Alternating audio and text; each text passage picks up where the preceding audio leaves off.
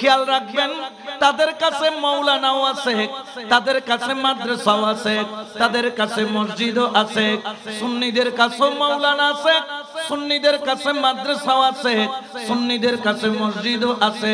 কিন্তু আমরা যে হক তার অন্যতম প্রমাণ হলো আমার গৌসে পাক আমাদের দলে, খাজা বাবা আমাদের দলে, গৌসুল আজম মাইজভান্ডারী আমাদের দলে, আমানত শাহ আমাদের দলে, বদর শাহ আমাদের দলে, আমার গৌসুল আজম মাইজভান্ডারী, ইমাম শেরে বাংলা, ইমাম হাশমি, কুতুবদিয়ার মালিক সাহেব হুজুর কিবলা সহ, আল্লামা কারি হুজুর কিবলা সহ সমস্ত ওলি আল্লাহর একটা জামাত, সেটার নাম হলো আহলে সুন্নাত ওয়াল জামাত। ঠিক কি না?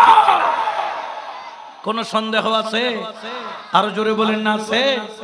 আমরা যখন সুন্নিয়তের প্রশ্নের বেলায় আসবে আমরা সবাই কি এক? বলেন না আমরা সবাই।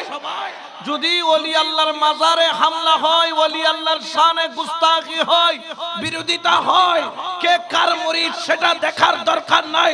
ওলির শানে যেখানে বিয়াদবি হবে সেখানেই তাদেরকে প্রতিহত করা হবে। ঠিক কি না? রাজি আছেন না?